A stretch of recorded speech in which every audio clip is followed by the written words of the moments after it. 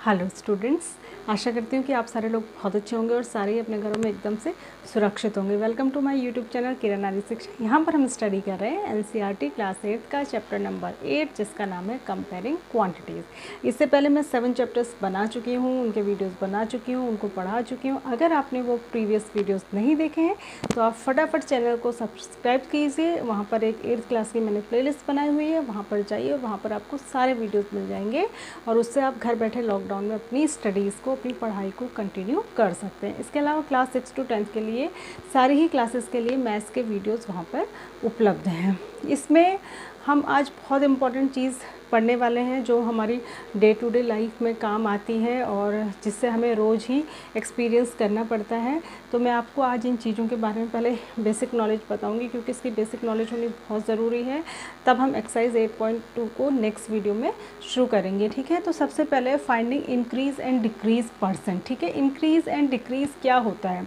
Increase या decrease, जैसे हम कहते हैं कोई भी चीज़ बाज़ार में जैसे पहले 100 रुपीज़ की मिलती थी और अगर हम कहें यार वो तो उसका प्राइस 20% बढ़ गया। 20% सेंट का मतलब मैंने आपको पहले भी बताया था, सेंट का मतलब होता है 100 और पर का मतलब होता है एक, ठीक है। तो एक 100 में, यानी कि अगर किसी चीज़ का प्राइस 20% बढ़ गया है, यानी कि 100 में 100 रुपये 20 रुपीज़ बढ़ गए हैं, तो यानी कि वो 120 की हो गई है। या फिर हम कहें यार किसी चीज़ का प्राइस 20% कम हो गया, जैसे हम किसी मॉल वगैरह में जाते हैं 20% कम, माने हर 100 में से 20 रुपीज़ कम हो गए, यानी कि अगर 100 रुपीज़ की वो चीज़ होती तो अब वो 80 की मिल रही है। ये है इंक्रीज़ एंड डिक्रीज़, ठीक है। परसेंट, जैसे ये तो मैंने 100 पे बताया, परसेंट का मतलब होता है 100 पे, 100 पर, फिर 100 से हम आगे के लिए काउंट कर लेते हैं। जैसे कि अगर वो चीज़ 500 रुपये की होती, ठीक है, 500 रुपीज़ की होती और उस पर 20% प्राइस बढ़ गया है, यानी कि हर 100 में 20 रुपीज़ बढ़ गए हैं। हर 100 में 20, हर 100 में 20, हर 100 में 20, हर 100 में 20, हर 100 में 20, तो 500 में कितने रुपीज़ बढ़ गए? 100, यानी कि वो कितने रुपीज़ की हो गई? 600 रुपीज़ की अब वो चीज़ मिल रही है।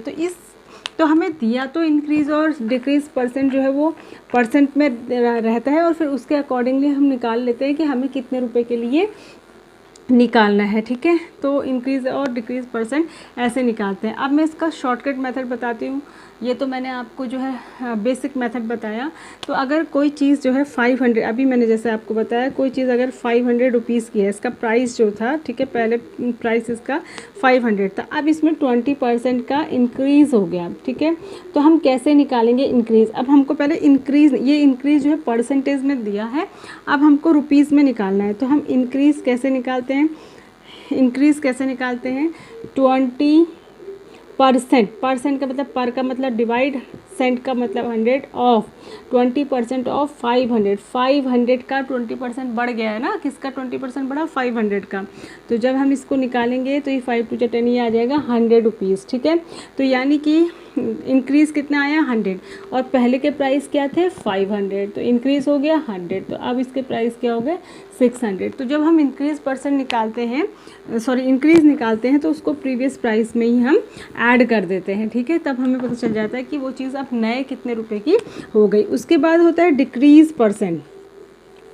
डिक्रीज़ परसेंट, मान लिया कोई चीज़ 10% घट गई है, ठीक है।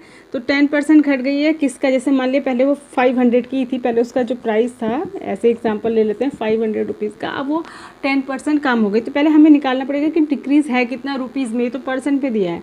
तो हम पहले निकालेंगे 10% ऑफ, ऑफ का मतलब होता है मल्टीप्लाई, किसका 10% निकाल रहे हैं हम? 500 का, ठीक है। तो कितने रुपीज़ हो गए? 50। तो वो पहले कितने की थी? 500 की, अब उसमें से डिक्रीज़ में कम कर देंगे, 50 रुपीज़ कम करें तो अब वो हमको मिल रही है मार्केट में 450 की, ठीक है।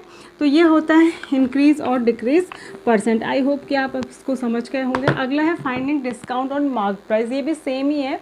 डिस्काउंट का मतलब ये होता है कि हमको चीज़ कम करके मिलती है। मार्क प्राइस का मतलब होता है जो लेवल लगा होता है ना, किसी अगर मार्केट से आप कोई शर्ट पैंट या कुछ भी सूट खरीदने जाएंगे तो उस पर एक टैग लगा होता है, टैग पे लिखा है मान लिया 1000 रुपीज़, ठीक है, 1000 रुपीज़ की वो है। तो कई बार क्या करते हैं जो शॉपकीपर्स होते हैं उसमें डिस्काउंट देते हैं, ज़्यादा से ज़्यादा कस्टमर्स को बुलाने के लिए, अपनी सेल बढ़ाने के लिए वो मार्क प्राइस पर डिस्काउंट देते हैं। तो मार्क प्राइस पे जितने का टैग लगा होता है, अगर मान लीजिए इस पर आपको 20% का डिस्काउंट मिल रहा है तो आप क्या करेंगे? 20% ऑफ किसका निकालेंगे?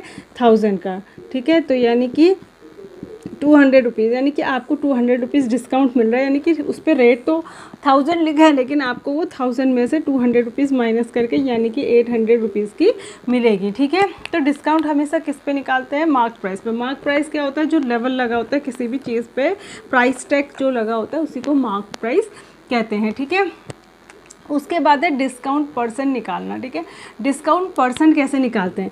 डिस्काउंट परसेंट के लिए मान लिया अगर हमें कोई चीज़ 200 रुपये, जैसे अगर डिस्काउंट दे रखा है, इसी को उल्टा करके बता देती हूँ, डिस्काउंट दे रखा है 200 रुपीज़ और उस पर मार्क प्राइस था 1000 रुपीज़। ठीक है, तो डिस्काउंट परसेंट कैसे निकालते हैं? इसको कॉस्ट प्राइस पे भी निकाल सकते हैं। ठीक है, डिस्काउंट परसेंट का जो फॉर्मूला होता है वो होता है discount over mark price into 100। ठीक है, यानी कि डिस्काउंट था 200, मार्क प्राइस था 1000 इंटू 100। ठीक है, ये कैंसिल, ये कैंसिल, इससे ये कैंसिल, तो ये जो 20 आया इसको परसेंटेज में लिखेंगे। उसी का उल्टा करके मैंने आपको बता दिया। अगर आपको डिस्काउंट परसेंट नहीं बताया होता, डिस्काउंट बताया होता, अगर आपसे शॉपकीपर ये कहता कि ये 1000 रुपीज़ की शर्ट है लेकिन ये आपको 200 रुपीज़ कम में मिल जाएगी, मतलब इसमें आपको 200 का डिस्काउंट मिल जाएगा। ठीक है, तो 200 का डिस्काउंट मिल जाएगा उसने बोला, तो आप उसको परसेंटेज में निकालेंगे कि कितना परसेंट मिल रहा है, तो कितना मिल रहा है? 20%। इससे जो पहले मैंने बताया था वो इसका उल्टा बताया, उसमें उसने आपको डिस्काउंट परसेंट बताया था। जैसे अक्सर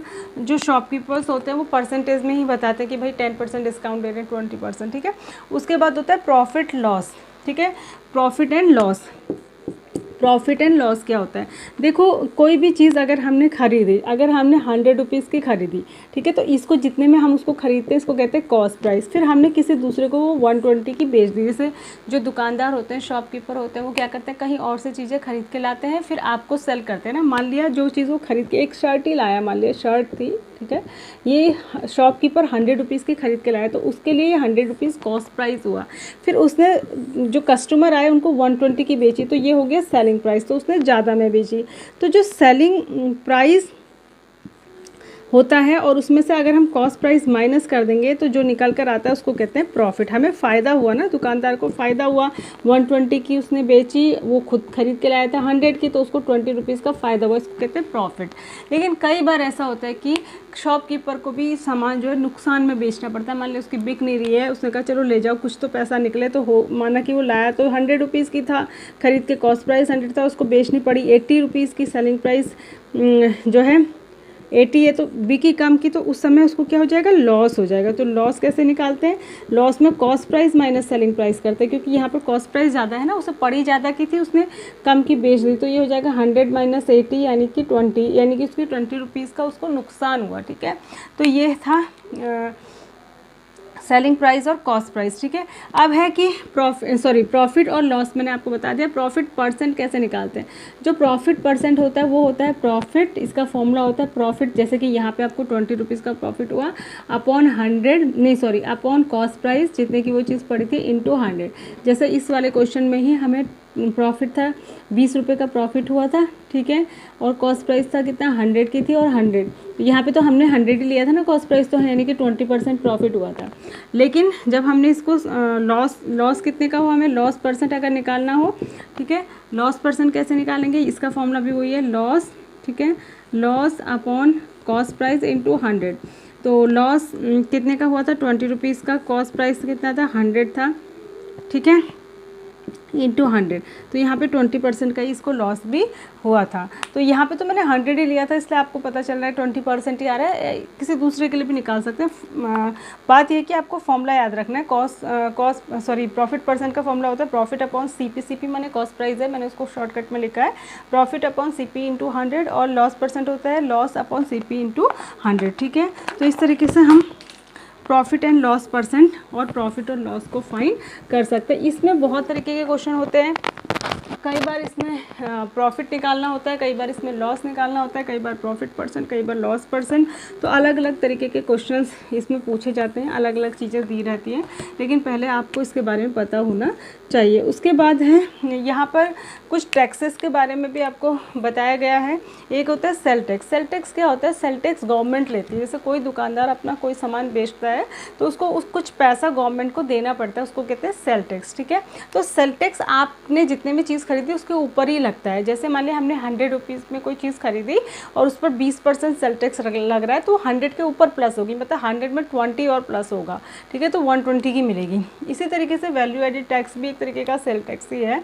तो वैल्यू एडेड किसी भी वैल्यू की खरीद या बिक्री पे लगने वाला टैक्स, उसको वैल्यू एडेड टैक्स कहते हैं। उसके बाद है गुड्स एंड सर्विस टैक्स, जिसको जीएसटी जो आजकल चल रहा है। तो बहुत सारे तरीके के सेल टैक्स होते थे, हर अलग अलग बॉर्डर पे अलग अलग सेल टैक्स लगते थे। तो गवर्नमेंट ने क्या करा, इन सारे टैक्सेस को कंबाइन करके एक ही टैक्स बना दिया, उसका कॉमन नाम कर दिया जीएसटी, ठीक है। तो ये थी आज की क्लासेस, जिसमें हमने बहुत ही यूज़फुल इन्फॉर्मेशन के बारे में जाना, जिससे कि आपका एक बेस बन गया नेक्स्ट एक्सरसाइज को करने के लिए। अब हम अगले जो वीडियो होगी उसमें हम 8.2 को आराम से करेंगे। बेसिक चीज़ों को आप समझ गए, इस वीडियो को बार बार देखिएगा तो आपको और भी चीज़ें समझ में आ जाएंगी। Thanks for watching, God bless.